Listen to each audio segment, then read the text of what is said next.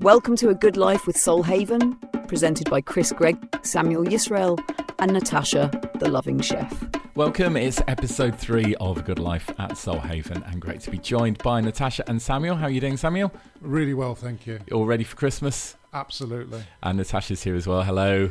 Hi again. Great to be back here, Chris. Staying nice and warm. It's been a bit chilly, hasn't it? It's been like proper cold the last couple of days, yes. It's been good weather for a nice hearty warming soup, and you've got a fantastic soup recipe for us coming up later on in the programme, so I'm looking forward to that. Yeah, love to share that bit later on. And Samuel's brought his drums in again today. We've got 2 drums, which makes me feel like maybe I'm going to be involved in this somehow. Yeah, we're going to get you moving and grooving. Fabulous. Okay, so the first thing that we're going to talk about is a quick introduction to the season of winter. It's a time for gratitude, isn't it?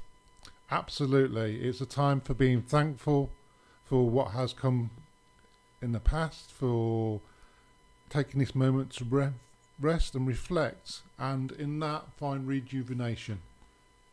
Because that's sort of what nature does at this time of year, isn't it? It's a time for nature to kind of have a bit of time out, and then things grow back in the spring, and that's the way that the planet works, and it's like that for a reason, isn't it? Absolutely. So much in modern life we're continually rushing forward and we're not giving ourselves time to rest, whereas nature takes this time to just rest, and there's often things going on underneath the surface, and that's what we need to do, is just allow ourselves that bit of time to give ourselves space at this season. And nature is all about slowing down and planning ahead, isn't it, as well, and kind of looking at how things have been, reflecting on how the last year has been, and the kind of looking ahead, and that's really what we need to be doing, isn't it? Yeah, this is often the animals would have already stored food for these winter months, so that they've got food when there isn't so much available, and maybe this is the time of year that we can take time just to, as we've got space, to think about what we are going to do in the future. So what is meant by the phrase obtaining a yield? Because that's one of the things that kind of comes out a lot in permaculture, isn't it? So it's emphasising getting tangible results from the things that we do. Now, often when you think about gardening, you're thinking about you're planting some seeds and what's going to grow from that. But in Soul Haven, what we're really thinking about is the growth that we can see in our lives, the rejuvenation, and how we're going to achieve that, how we're going to find purposeful change in our lives. So we do that through creating goals which have got really tangible outcomes, not something that's really far out. You might have a dream one day of, I'm going to live in a mansion, but that's a bit intangible. So it needs to be something that you can actually get hold of, and you can put into small steps, and you can work towards, and that's what we help people with in our programs at Soul Haven, is to give them a way to plan their lives where they've been struggling with overwhelm, or they've had some sort of experience that's knocked them back, to start planning for the future. So what are some of the examples of goals that people have had when they've come to you that are a bit more tangible? So, for example, one person, they wanted to be able to go outside more. So they'd spent, it seems a bit intangible, because they'd spent several years stuck in the house, not going out, frightened to go outside.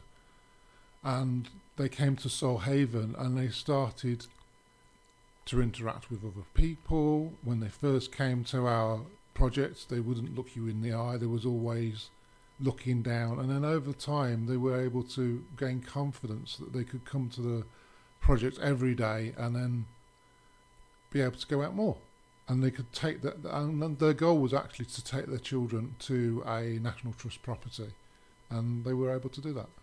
Oh, bless. I hope they managed to get one of those vouchers that you can get where you get free tickets. They often have them in newspapers at this time of year.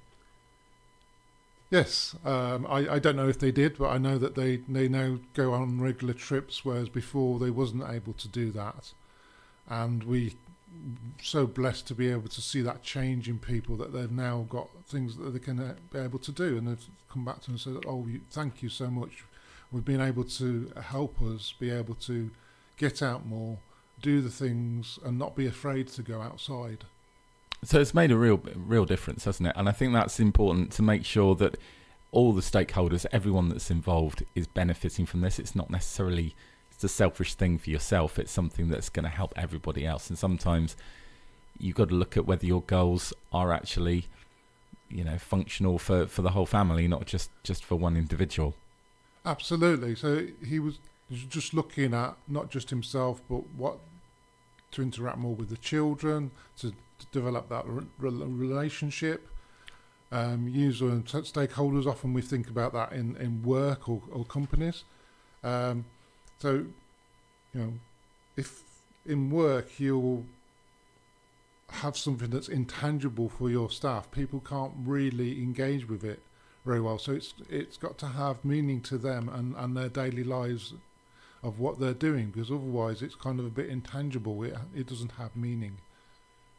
Fabulous. So we're talking about how to obtain a yield and the different ways of doing that. And the next method of doing that is to look at practicality and make sure that when you're setting your goals, that you're prioritising the practical side of that.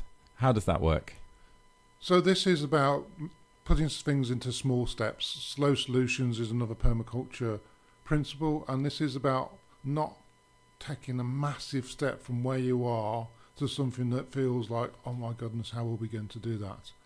It's about taking practical steps of like, right, if you think about making a cup of tea, what do I need to do that?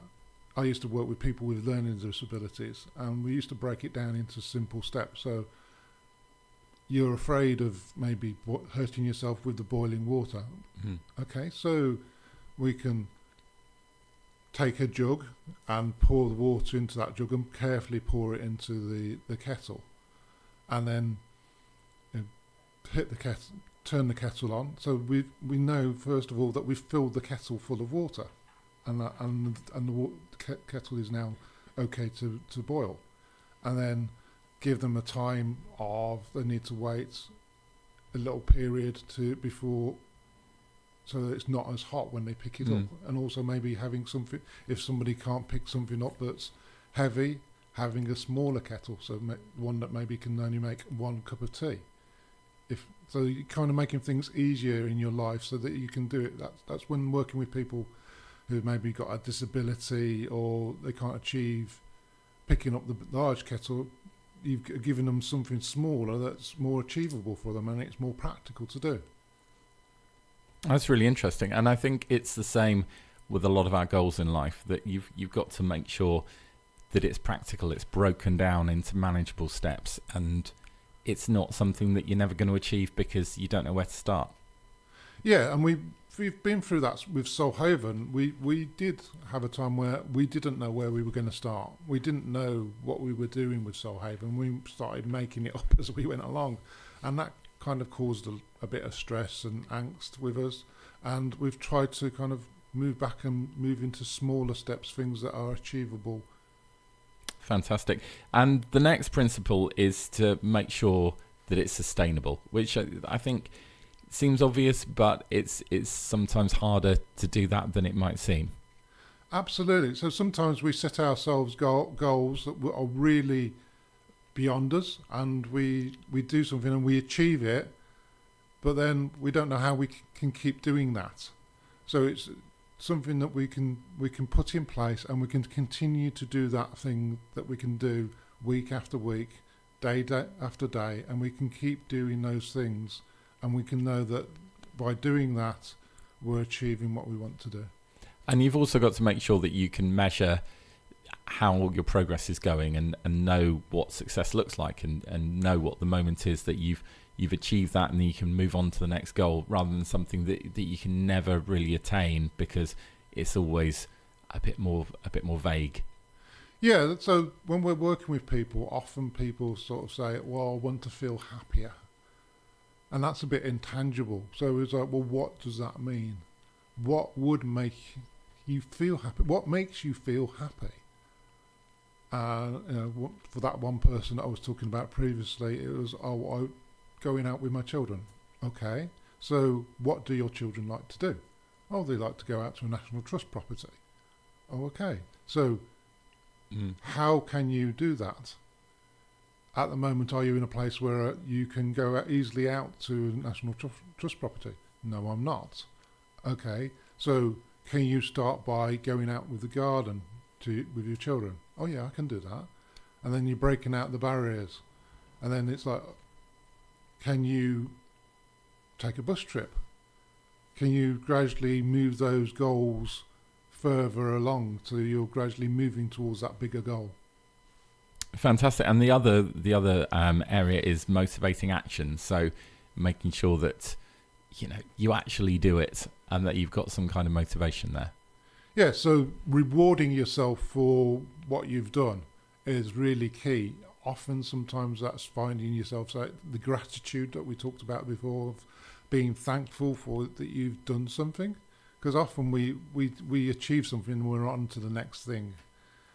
And then thinking about, well, how can I reward myself if I've done something that's intangible? How can I relate that with something that's physical as well? And that action of, well, when we're going out to the National Trust, we're going to go down and we're going to sit in the cafe. We're going to have a cup of coffee and a cake. And I think also just having milestones along the way that you can celebrate and feel like you're achieving something as you work towards your goal. So little wins, one after the other, are as important as the overall success at the end.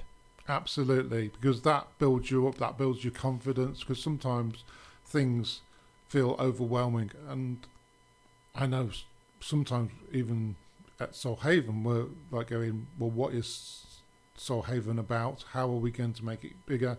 And then we come up with some big ideas, some big things that we want to do. And then it's like, oh, let's listen to ourselves and actually make things a bit more, chunk it down, make it smaller goals that we can move forward.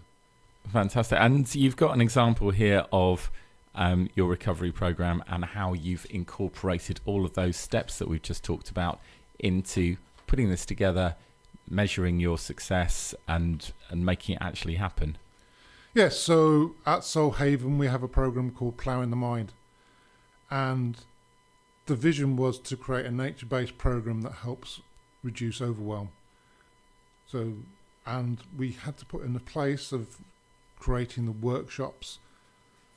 And then it was thinking, well, okay, we want to help people feel less overwhelmed. So how are we going to measure that? And we started talking to different organisations about what they used, what they did, and we use a tool called the Outcome Star, which we look at between 1 and 10, how are you feeling about something? So, for example, how am I feeling about my mental health? Am I feeling good? And then we kind of, or not so good, and then kind of break that down into, well, what is it about your mental health? Is it the anxiety? How am I feeling about it? And you rate yourself. And we look at that when somebody begins, in the middle of the program, at the end of the program. And that enables somebody to then look back and see how things have changed. And you can say, oh, I was at a 1, and now I can see over time I'm now at a 5 or a 6 or a 10. And it's like, wow, I can see the difference that's made in my life. Mm-hmm. And we've done that the same in our projects to say, well, how many people do we want to see?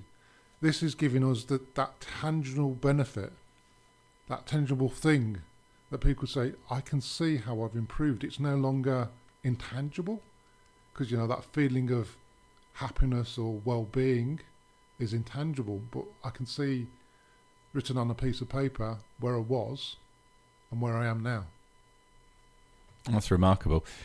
Okay, our next section is going to involve Natasha, the loving chef, who's here with us in the studio on A Good Life at Soul Haven. And this week we're talking all about gratitude. Now, what is gratitude and how can it make a difference? That's a really good question, Chris. And like Sammuel touched on it a minute or two ago, gratitude is actually the key to transformation of appreciation. what does that mean? You know, in our fast-paced life as we go today, we're like, what's next, what's next, what's next, what's next, all the way along. Well, we need to achieve this, we need to achieve that before we move forward in our world. But actually, if we were to actually take a moment of our time and slow down and actually reflect on what we appreciate. So going back to what Sammuel was saying a bit earlier on about appreciation of how far we have come and measure all successes. Gratitude is a real powerful thing to do. It can transform our mindset, transform our relationships. And relationships can be all sorts of relationships. It can be relationships with oneself, with a partner, with family. It could be relationship with finances or a different company or your boss or a colleague along the way as well. Yeah, it's very transformative. You're right, I think, because life is basically a series of different relationships with different parts of your life, and it's important to recognise and be grateful for the positive things and really focus on those. And there's a lot of science behind this as well, isn't there? Yeah, science behind it. It lowers stress. It gives people a more positive mindset. It can flick a switch in your brain. So then your mindset is going more to a positive and a higher vibration and higher energy rather than keeping in the lower energies within that as well. So yes, it also boosts mental health. It gives you peaceful sleep, just being grateful. Now, I do gratitude first thing in the morning, but I also do gratitude last thing at night. So my routine, let's say, as I put into place with my little personal journey is last thing I do, I go to bed at night, I lie in bed and I just say thank you to what I'm grateful for what's happened for the day. And it can be really simple things. So when I first started, I was like, well, I don't know what I'm doing. What am I grateful for? So I started off with, actually, I'm grateful for my socks because I always suffer with cold feet. And there was a time where I didn't have many socks in my world. But yeah, so we're grateful for the socks. It warms our feet. It keeps us comfortable. It stops the chilblains and everything like that. And it's the small little things that then can be moved on to greater things once we get used to doing gratitude. I think the last thing you think about at night is very important because that's what programs your subconscious when you go to sleep and what you dream about. And if you're thinking positive thoughts, that's great, but it's hard to just say, right, I'm going to think something positive every night. If you do it in the form of what am I grateful for, what's been great today, who's really made my life better, who am I thankful to, that's such a great exercise, and it will, I'm sure it will, just kind of create those positive vibes as you're sleeping. Yeah, definitely. It was suggested to one participant at Plough in the Mind quite recently. She was going through quite a negative arena in her world, and it was a suggestion. I saw her one week and suggested it, and then the following week she goes, oh my gosh, those 2 minutes of gratitude at the end of the night cleared her nightmares. She slept for a continuous 7 hours a night instead of waking up in panic attacks and anxiety along the way, and a general overall better mood in the morning when she woke up as well. So yeah, gratitude is a very, very powerful thing to do. I think also for a lot of people, when they're lying in bed at night trying to go to sleep, they're worrying and they're thinking about all the things that are bad in their life and just kind of procrastinating and kind of beating themselves up about things that they've done wrong or that they shouldn't have done. And just by having that thought process of making a mental list of things you're grateful for as you're falling asleep, it just puts your brain into that positive gear.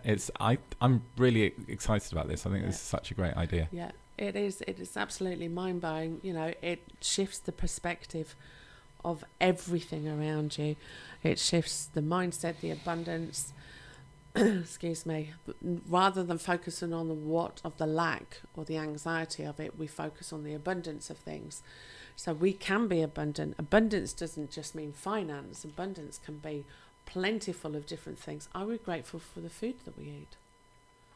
Are we grateful for the people that stock the shelves and the checkout people or the lorry drivers to get the food to the supermarket? Are we grateful for the people who sow the food in the first place and look after it and nurture it and harvest it? Are we grateful for the packers? You know, quite often I I will hold my hand up high. I've been on a motorway and there's lorry after lorry after lorry. But actually, the lorries are serving us and providing food to go on our plate. So that's the whole next level of gratitude that we can actually think about along the way as well. But keep it, if you're going to start with something small and, like Samuel says, something tangible that you can actually see or feel along the way. It makes a difference. Yeah, that's brilliant. And some of the benefits of that gratitude, strengthening relationships, building resilience, enhancing joy, these are all really important, aren't they? Yeah, they are very, very important. You know, we all have different kind of relationships, but how can we strengthen those relationships? You know, how can we actually say thank you along the way? You know, Samuel brought me breakfast this morning. What would have happened with Samuel if I hadn't have said thank you? This is, oh God, taken for granted again. Well, yeah. Mm-hmm. Does that help the relationship, or does that build a relationship, or does that turn it into a negative part or negative energy within that relationship? So even just going out for breakfast this morning, Samuel buying breakfast, there's two parts to the gratitude. Actually, the food that I've been consumed, but also the person that purchased it for me. So yeah, it's a very, very mind-switching change of strong relationships around there. And it also shows kindness, because at the end of the day, what we're all looking for is to be heard, to be seen, and to be loved. And the little things make a lot of difference when you're building up towards your gratitude. So we're talking about gratitude on A Good Life at Soul Haven this week. And Natasha has been talking about why gratitude matters and why it's so important. And we've got some tips now on how to cultivate gratitude and little ways to make sure that that little circle of gratitude is in your life and is helping you. Yeah, we certainly are. So how to start gratitude? A good idea, the way I started, was to keep a gratitude journal. It's a very easy thing. You can get a special book, or you can have a piece of paper and put them into a file, whichever way, or write a text to yourself, maybe, where we all have the mobile phones nowadays. We can all WhatsApp ourselves. And it's quite nice to actually scroll if you're having a bad moment or a negative moment, to look through very easily on your phone a WhatsApp message of what you were grateful for yesterday or the day before. So write down 3 things that you're grateful for each day. And then this practices and invites in as you manifest gratitude and the higher vibrations. Do you find after you've been doing this for a while that you're struggling to think of different things to be grateful for, or is it okay to put down something again that you've written before that you're still grateful for? Yeah, absolutely. Write it time and time again. Yeah, and there are many different prompts that you can find out there. In Ploughing the Mind, we invite people to come and do gratitude journals. We give out a list of 50 different examples of things that might trigger gratitude for. Now, it could be, what's your favourite band? What's your favourite music? What's your favourite instrument? It could be the favourite food. What's your favourite bird song? You know, if you're sitting in the garden for a couple of minutes, is it a robin? Is it a blackbird? Is it the seagulls? You know, and it can really just start breaking it down into simple terms along the way. Probably not seagulls, though. No. Especially if you're eating chips at the seaside. Yeah, or when they're sitting on your car, just redecorating it for you. And how should you express gratitude during your day-to-day life? Gratitude can be expressed in many different ways. We all have different languages of love. My language of love is through food, and offering food and rehydration, whether it's a cup of tea and things. But gratitude could be anything. You know, a simple thing of a thank you. You know, even when, let's say you're going around shopping and somebody holds the door open for you, do you look up from your phone and actually say thank you to that person? Well, I hope you do. Difference. That's very rude if you don't. Some people don't. I've experienced that one recently. Yeah. But anyway, let's not dwell on negativity. We won't dwell on that one, no. But yeah, as you go through your day, so many things happen that you should be grateful for, and just little tiny moments, tiny little, just people smiling as you walk past them, or just seeing you and acknowledging you. Just those little details, I think, make such a difference. Yeah. You know, you can offer gratitude to your pile of washing up at the end of the day, because those plates have served you. the dishes and the pots and pans, without the pots and pans and the plates and the mugs, how would we stay hydrated and nurture ourselves through food along the way? Now, I had to learn this one. This sounds challenging for me. Washing up is not something I'm grateful for generally. Yeah, I'm grateful for my dishwasher though. I'm so glad I've got that. Yeah, then definitely brilliant. But yeah, I struggled with a lot of time with the pile of washing up and continuously being at the sink. But actually, as soon as I switched it around to being grateful for the plates, for serving, for allowing us something to put the food on, it really made me stop and think. So now I look out of the kitchen window and wash up with the birds and things, and it's changed dramatically. You're like Snow White there, just whistling away. Yeah. And pausing and reflecting is so important, isn't it? Just taking a moment to just appreciate things. Yeah, definitely. We can be very in our headspace a lot of the time. We can be in overwhelm, we can be in anxiety, we can have panic attacks, or we could just be, oh my God, I've got far too much to do in my world, or my to-do list is too long for today. Whereas actually, if we actually take a pause and be, oh wow, I'm grateful for the abundance of the amount of work I've got, or I'm grateful that I can just stop for a moment as I'm walking down the street and allow myself time to listen to the robin or the seagulls. We've got a seagull theme going on now. But yeah, or even stop to listen to a little child's laughter as you walk past them. It's really important, and that will actually ground you and become back to the here and now, because obviously if you're thinking far too far in the past, then there's a lot of anxiety and depression, a lot of sadness and grief. But if you're looking far too far in the future, it brings too much anxiety, or what if this, what if that. Stop, reflect, offer gratitude, and it instantly calms the whole body and the mind. This is lovely. And also just engaging with nature and just being out there in nature, in the wild, and not even necessarily in the deep countryside, but just around the trees that are at the side of the road, or just looking at the grass and just being conscious of the natural world around you. Yeah, absolutely. And if you can't find that, or if you're busy going into a supermarket, especially at this time of year, just stop and look at the flowers that are all wrapped, ready to offer somebody else the love and the gratitude moving forward when people purchase those. And there's some beautiful flowers out there at the moment. So yeah, a little bit of time to stop. I quite like the Christmas decorations, even like the really tacky ones on the sides of people's houses. I think they're nice. As you're going around in the dark and the cold at night and you're driving about and you just see somebody that's taken the time to make the house look all really nice, and not for themselves because you can't see them when you're in the house. It's for everybody else walking past that people do it. And it's nice. Absolutely. You know, it feels kind of a special time of year when the lights are flashing, and, you know, quite often I'm up at 3 o'clock in the morning, have a bathroom call, and it's just like I peep out the curtains and they're still like there, and it's twinkly and it's magical. I need to get a timer switch then, because that's a big waste of electricity at 3 o'clock in the morning. But yeah, just drop a note through their door and just say, I'm grateful for your twinkly lights, but not 3 o'clock in the morning, guys. So and there is one way of also getting grounded more, is a little sentence that I was taught from a beautiful teacher of mine. The saying goes, I'm very grateful for everything that happens in my life. I am very grateful for everything that happens in my life.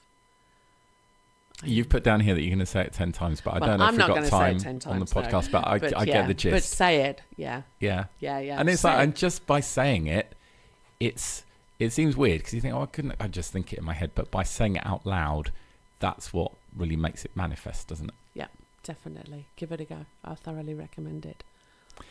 Now, we're talking about gratitude here on A Good Life at Soul Haven, and Natasha, the loving chef, has been talking about different ways that you can make gratitude part of your life, part of your routine, part of the way that part of your mindset, I guess, how you think as you go about your day.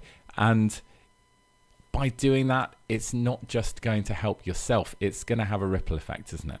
Yeah, absolutely. It's like you're standing at a big lake and you chuck in a stone or a pebble, and you actually watch the ripple effect go on and on and on and on. So the more grateful you are, or we all are as individuals, we'll have those better relationships. The better relationships will pass on their gratitude and have better relationships with other people as well.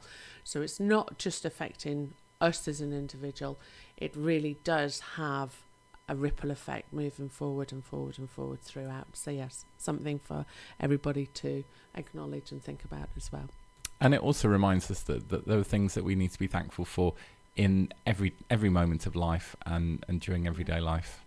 Yeah, definitely. Yeah. Fantastic.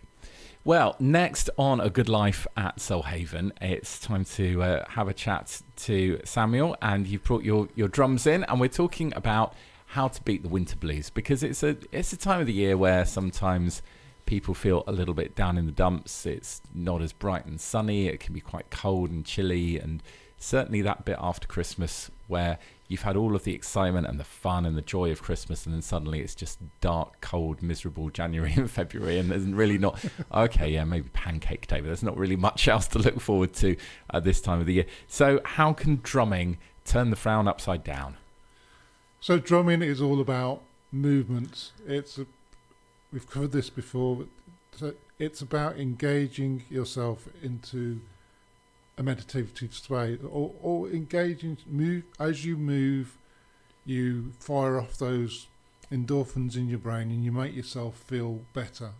Whenever I'm moving, I'm drumming. To change that, whenever I'm drumming, I'm moving, because I can't stand still. It would be a bit unfortunate if you had to drum constantly to move, because you're just like getting on the bus with your drumming away. you might become known. So movement kind of creates those feelings, and you can't drum without moving, can you? Absolutely. So it's about, as you drum, you are actually reminding yourself about that time in the womb because of the heartbeat. You are moving your hands across your body. When you're moving your hands across your body, you're engaging your right and your left brain, because you're using that different part of you. You're engaging your thought because you're concentrating on a pattern, but also it's that creativity that you're engaging in. So it gives you able to give self-expression by creating your own pattern, and it's just a wonderful thing. It is. I'm very excited about this. It's always fun when you bring the drums in. So lots of benefits to drumming. Have you got any examples of when somebody has been part of your drumming circle and it really has made a difference? Absolutely. So we use drumming in different ways at Soulhaven. So we use it as part of a release ceremony. So this is part of letting go. So using drums to express maybe anger, sadness, to let go of expressions, those emotions that you've been holding in, you can put them into the drums. You can move them out of your body. That it enables you to kind of like, I'm moving this into something else, and it's leaving me, and it's going into the ether. And we've had several people that they've come to a drumming session, and what person last couple of weeks ago, they said, I was feeling really sad, I was feeling really low, and after an hour of drumming I was like, I feel really energy now, I feel real buzzing, I feel alive again. That's really cool. But I think you're right about the emotion, and I think sometimes drumming, rhythm, music can release feelings in a way that nothing else can, and a lot of the time when something bad's happened, it's when you hear a sad song that you can really release your emotions, because it just kind of helps you get in touch with what you're actually feeling. It's weird, but yeah, I can see how that would work with drumming. So you've got another drumming circle coming up in January on the 17th. Yes, we have a drumming circle. It's open to anybody. You don't have to have a drum to come. You don't have to have experience. Our drumming circles are different, and how they work is we give a welcome. We give a check-in. So we go around, it's like, well, who are you? How are you feeling? And that just gives that time for somebody to be able to express, because many people maybe they don't see other people during the day. So it gives that moment for somebody just to say who they are and how they're feeling. See, this is something I hadn't ever really thought about, is the talking that happens in a drumming circle, which is kind of also very important before you actually even start the drumming. It's that conversation that you have sitting around the circle in that safe space where everybody gets to know. I guess some people already know each other and that you see familiar faces if you come to a lot of these sessions, but also for the newbies, just to be welcomed and for everybody to let them know that this is a place where you can actually talk about how you feel. Absolutely. And even if it's something that somebody said, oh, I don't want to say anything, you can just pass it on. That's okay. You have that option of that time to speak. And then, because no experience is necessary, you're just there engaging in the sound, the experience. So you're either going to join in or not. If you don't want to join in, that's okay. Sometimes, often we find that people they're a bit nervous, they're a bit self-conscious, and oh no, I'm not going to play, and then suddenly they're like starting to tap away, or they grab a drum and somebody passes them, yeah, have a go, and then they start to join in.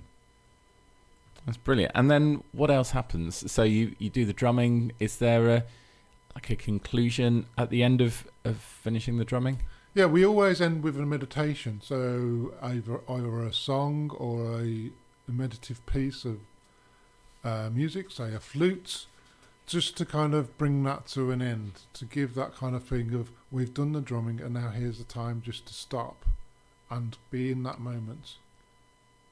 And then afterwards we often have time where we can talk, we can share food, we can maybe have a drink together, and you've got that time of social connection, meeting new people to share that common experience.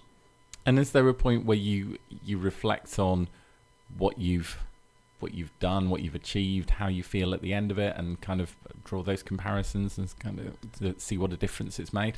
Yeah, so we'll have a closing to the circle before we do move into the community side. So after the meditation, we'll have a check-in where we'll go around the circle and say, well, how are you feeling now?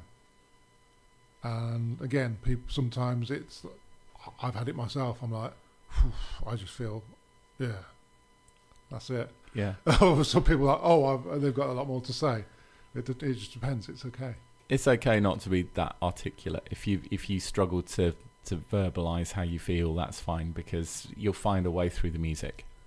Absolutely. And this is something that we've done in many situations. We do it at Soul Haven. I've done it at homes, working with people with dementia. I've done it at different events. It's something that brings people together. Oh, that's wonderful. And what would you say the mood is in the room? Is it quite serious? Is it quite, is it fun? Is it laughter? Is it having Absolutely. a great time? So it can sometimes, you can have a bunch of people and it feels a bit serious, especially but then as people start to play, you can see people start, actually they are playing, they are starting to enjoy themselves, or they're starting to let go, and there is just fun happening. It's kind of like being a kid again when you're banging a drum. That's every child's favourite toy is anything that can be a drum and a wooden spoon, and they'll just whack away and just create rhythms themselves. They just love doing that, don't they? Absolutely. The need to do nature and bang something is innate in a lot of us, and we'll go, oh, we've got no sense of rhythm. But everybody can play a drum, and it's not about getting it right, it's just about taking part. And also just feeling like you're part of a community, I guess, because you've got everybody sitting around in the circle. You just kind of feel like you're in a little tribe. Absolutely. You feel that tribe connection. You feel together. You're in that act of creating something really magical all together. Fabulous. So if you fancy giving this a go, then everybody is very welcome to come along to the next drumming circle on the 17th of January. Which is a Friday at 7 o'clock, and there's a Facebook event if people want to find out more details, isn't there? Yes, there is. It's Solang Havens on Facebook. Yes, Yes. so I had a moment of like, what is our Facebook again? I can't remember. You were lost in the moment there. Fabulous. Well, we're going to do a little drumming exercise now here on A Good Life at Soul Haven. So you can sort of see what it's like. And I'm not a drummer. I've not had a lot of experience of drumming. But you've brought a drum in for me to have a go. I have, yes. So what kind of a drum is that you've got there? Let me just pick it up. Okay, here we go. Picking it up off the floor. Now, this is quite a medium-sized. It's beautiful, though. It's lovely decorations all over it. It's kind of like African graphics and stuff, very colourful, lots of beads and strings and things hanging off the drum. It looks inviting. It looks like something that I want to have a little play with. Yeah, so this again, this is a djembe, and this one's been specially designed, so actually it shows you on the front of handy. it where to put your hands. So I use this if I'm doing sessions with schools or group people who are used to playing, so they can actually... So you brought me the children's drum, basically, to learn on. It's not just for children. This is for adults as well. It's just enables people who are a bit uncertain about playing. No, I think you've judged the level quite accurately there with me. Yes. Yeah, and again, it's nice and bright. So if you're doing a carnival, so I do lots of carnivals, it's something that attracts people and it looks quite inviting and quite fun. Does. It does. Okay, right, I'm up for this. Yeah. So if I bring you round. Yeah. Here we go. Oh, it's surprisingly heavy, and it's quite big as well. So how do you hold the drum? Do you put this bit between your legs, or? Yeah. If we put this down between our legs. Yeah. So do you grip it between the thighs? You get a bit of exercise there. It's like you're riding a horse. You just literally you're. It's nice and easy on these chairs because we've got nice tall chairs, so you can sit up on the drum. We've got kind of the middle is the bass, and then you've got the tone, which is the front half of your fingers.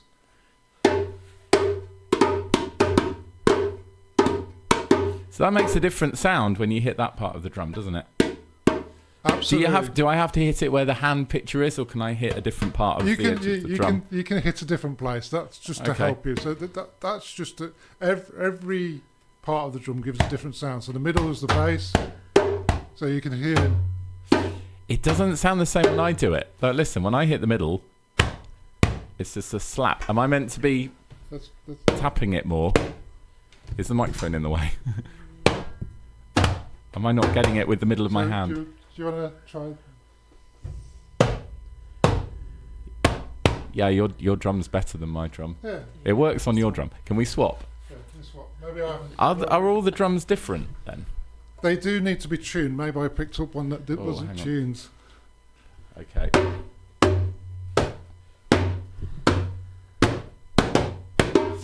No, it's different. I think it's because it's resting on the stool. Yeah, take it away from the stool. Yeah, so the stool is deadening the sound. Yeah. Yeah, sorry, I forgot. Yeah, so move it away from the stool. Oh yeah, that's better now. When I lift it up off the stool. See, I'm learning all the time here.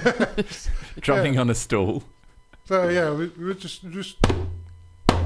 Oh yeah, that's a satisfying depth of note there.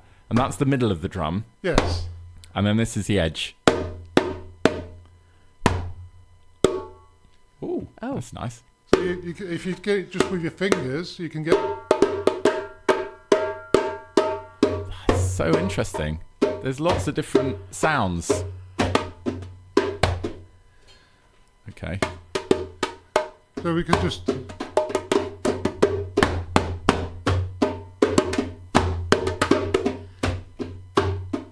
Yeah, okay, cool. So what sort of rhythm should I be tapping on here? And so you can literally just play a 3-bit rhythm. So if you think about, make it easy for yourself, just middle of the drum, edge of the drum.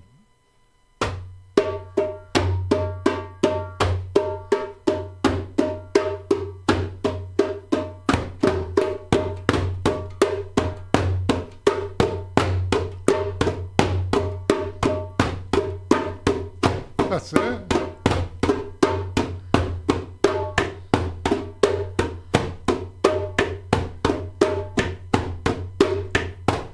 very hard for me to press the buttons and change the cameras whilst drumming at the same time. So nobody can actually see me drumming. You could just see Sammuel there on the camera. But this is really fun. Sorry, carry on.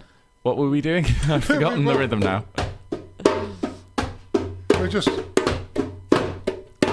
So, bass, tone.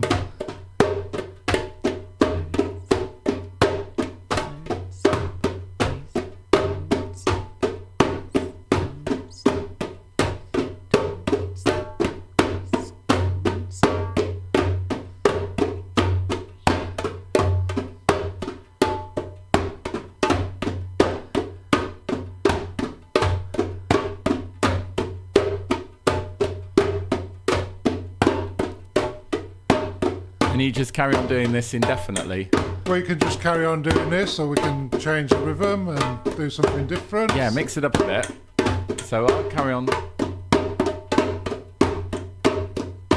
So just on the edge of the drum instead of using the middle.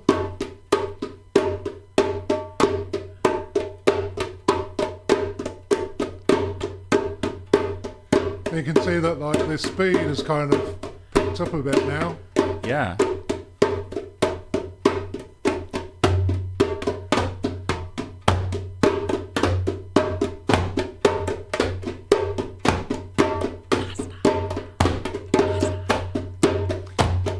Try and get faster.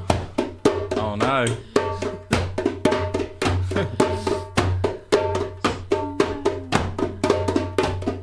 And how is it making you feel? Yeah, I'm not really thinking about anything other than the drumming at the moment, which is probably the idea. It's weird when you do think about something else, the drumming goes out of the window. Because I was there thinking, how long are we going to be doing this for? How long's the podcast been going for? And I was just like looking, and then suddenly my fingers are doing all different things, Yes. and I'm not concentrating on the drumming. So you've got to properly just let your mind focus on the drum and the sound, and not think, how long are we going to be doing this for? Because it doesn't matter. You just carry on. Absolutely, and that's part of the joy of drumming. You can do this on anything. You don't need to have a drum. You can do this on a bucket. I've done sessions with schools and people with literally just using buckets. So Wow. you can use And sticks with the buckets? Yeah, it's using sticks, bamboo sticks from the garden canes.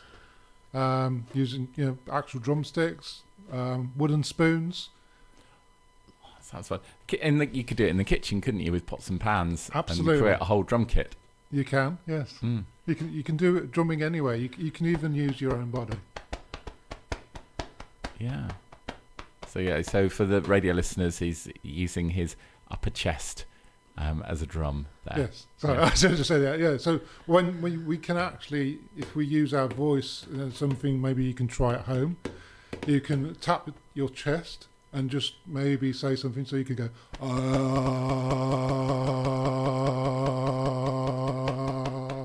and you're actually drumming your chest. You're using your chest as a drum, tapping right and left, and then just going and that's really helping. The sound is associated with the chakras, so they use that in Tibetan chanting as a way for releasing energy and tapping into your heart chakra. It kind of looks a bit like what a gorilla would do when they're beating their chest and whatever noise gorillas make.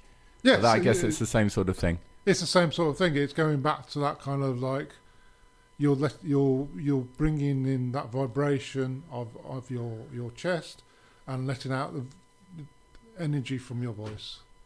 Okay, cool. Can we do a bit more drumming now? Because I'm in the mood for a bit more drumming. Right, I'm going to try and copy this. So we're hitting the bass, the centre of the drum, edge of the drum. That's it.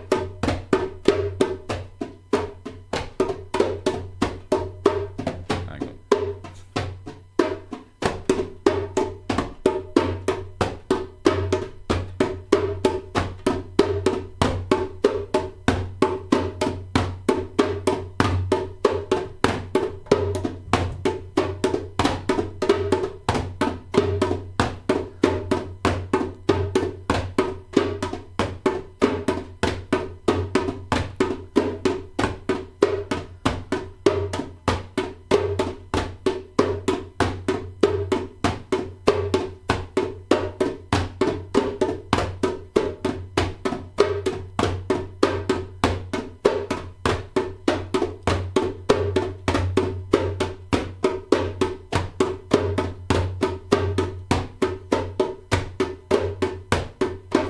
Can you imagine how powerful it would be if you had a whole group of people sitting around in a circle doing that at the same time?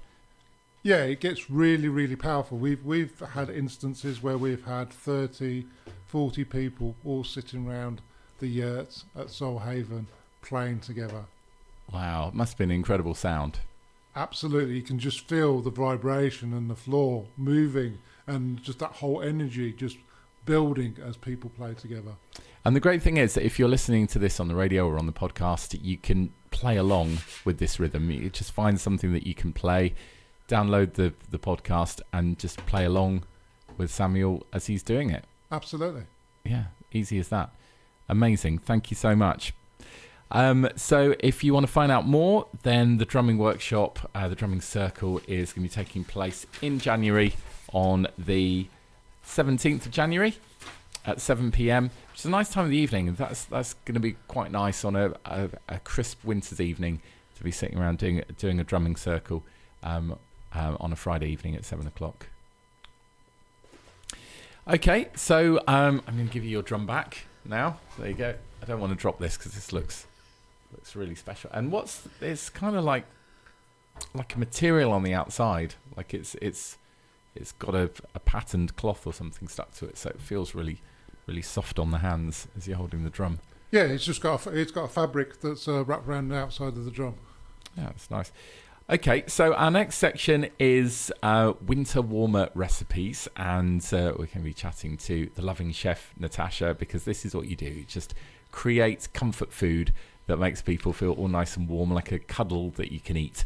And there's nothing more comforting in the winter than a lovely soup. And you've got a recipe for us that we can do to create this food at home.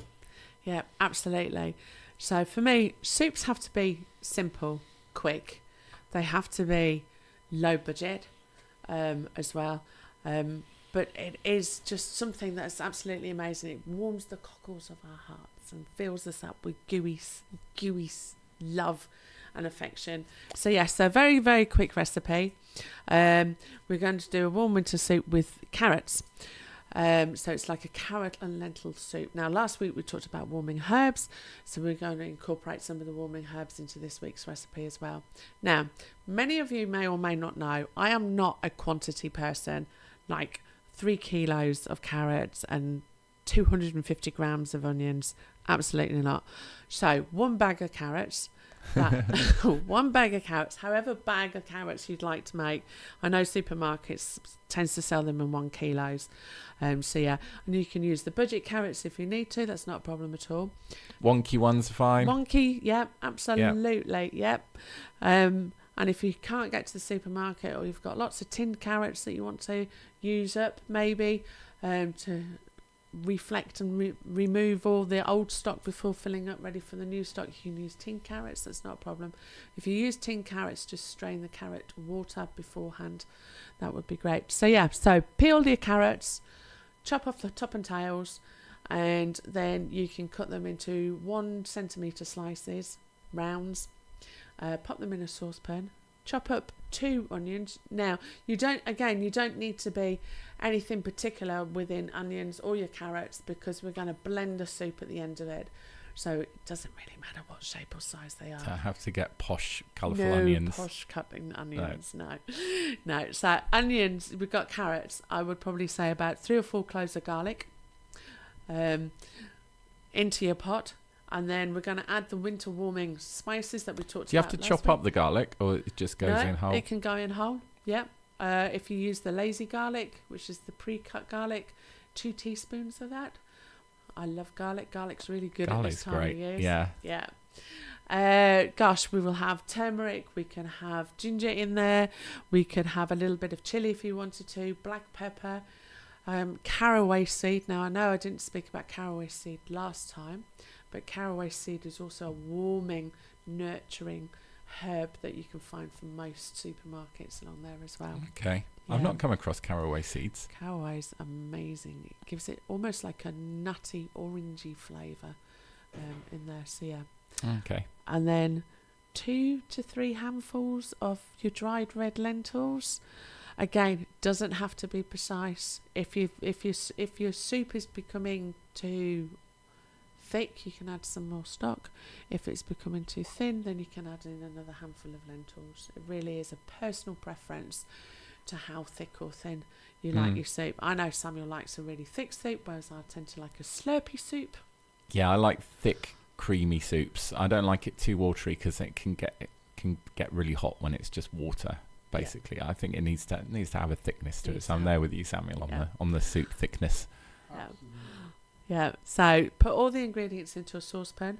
Add in probably about 3 pints of stock. Now, stock, you could use the stock cubes, ready available. If you're a meat eater, you can put it in your meat or your chicken stock cube. If you're a vegetarian or vegan, obviously your vegetable stock cube, or you can make your own.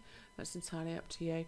Bring it up to the boil, cover it, turn it down, simmer it for an hour and a half, and blend it. Also, you put it in the blender after you've... I put it in the blender afterwards. Or if you've got one of these wonderful machines, which is a hand blender, which you just plug in and whiz into your saucepan as a hand blender, you can do that as well. Obviously, there's some health and safety, especially if you're blending hot soup. Just be careful how splashes and things. But after it is blended, then add in some yogurt. Oh, so it's nice and creamy. So it is creamy, and you've got the goodness. A lot of recipes will have cream or double cream added into there, but obviously dairy free. You've got really good soy yogurts out there that will make the soup all nice and creamy and warm. If you prefer your soup chunky, can you skip the blender, or do you then have to make sure that you've chopped up your garlic and stuff beforehand so you don't just get a mouthful of garlic? Yeah, I would chop everything up to similar kind of size within your saucepan, yes, and chop away at the garlic, please do. If you're using fresh ginger, then I'd suggest doing it at a very small, like you would do your garlic. But yeah, if you prefer a bitty rather than a smooth, technical terms going on today. Yeah, no, I do. And the same with orange juice. I like little bits in my orange juice. Not everybody does, but I just like to have a bit of texture when I'm eating something. Yeah. So, yeah.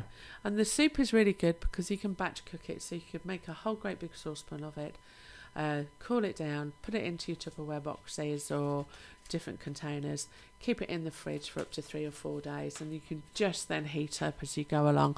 I do a lot of batch cooking of soups at this time of year. It's very quick, it's very easy. I get home and it's just, I want something good and healthy. The soup's in the fridge, it's ready to go. So, yeah. That's such a great idea. How long will soup last in the fridge for? 3 or 4 days, as long as it's up at temperature. Yeah, as long as you don't keep heating it and reheating it and reheating it. Yeah, so just take it out of the fridge what you want to eat for that day. It's a good suggestion, because I think sometimes it's tempting to just leave it in the saucepan on the hob and just heat it up repeatedly. This is not going to go well. No, definitely not. So there's protein. So the protein will actually make your soup go off. So the protein is found in the lentils. Okay. Yes. So it's better to keep it refrigerated as long as possible and only heat up again the once. Fabulous. Well, thank you very much. Talking about a whole different subject going on. Yeah, food hygiene. So yeah, give that a try at home. Let us know how you get on with your soup, and send us some photos of you and your nice hearty winter soup. That would be lovely to see. Okay, next on A Good Life at Soulhaven, we're still talking to Natasha, the loving chef, and we're talking about our weekly focus and the week ahead. And you've got a poem for us. I do. Now, I'm getting out of my comfort zones here because I don't like to read in front of anybody. So I've pushed myself out my comfort zones, and I'm going to read you a poem. So, glass is ready. So is this one that you've written, or a poem that you found? It's one that several of us have put together over the course of the last few weeks with team members, and what do we want to bring into the poem and what is special for them as well. So yes, so we've written it as much as possible.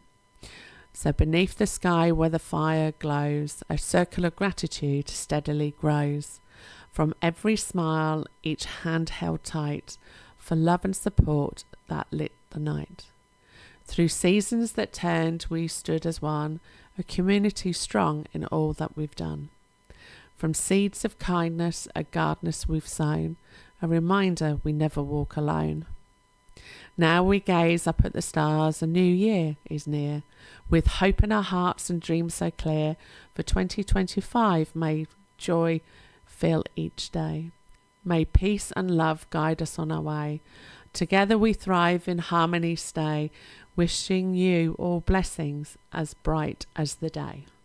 Oh, that is a lovely poem, and a very nice poem for this kind of time of ending the year and kind of wintry seasons, and that lovely idea of sitting around the fire looking up at the stars and full of hope at the year to come. I think that's really nice. So Thank you. yeah, lovely poem. You need to give it a title though.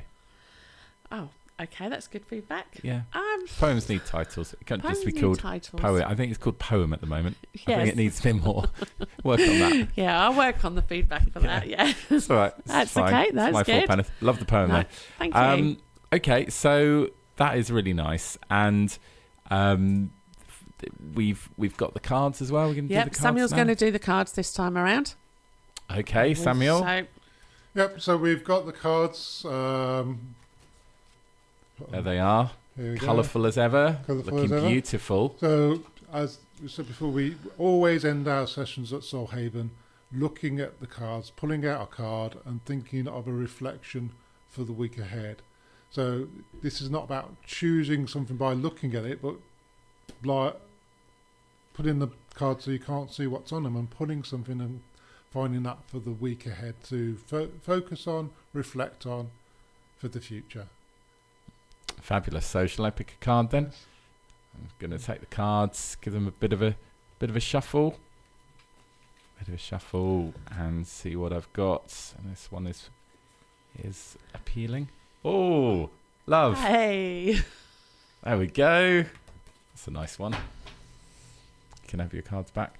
So what should I be reflecting on with the card? So this is all about what love brings to you. Okay. What is the meaning of love? Oh, this is a big question, isn't it? Well, I'm thinking about my family foremost, and my children, and wife and parents as well. And I think this time of year, particularly at Christmas, it is an expression of love, isn't it? Giving presents to loved ones and having your family around you, and just really having a chance to appreciate all the people that mean something to you in your life. So I think it's a very appropriate card for this time of year. Absolutely. And for some people, sometimes we pull out cards and go, I don't resonate with that. Might go, I don't feel loved. That's still something to dwell upon. Not in a negative way, but just realise that's where you are. I mean, maybe that is negative for you, but sometimes this time of year brings up negative things for people because of the family, things that have happened. You're missing a loved one. Oh, my mum would have been here at this time of year, maybe, or something like that.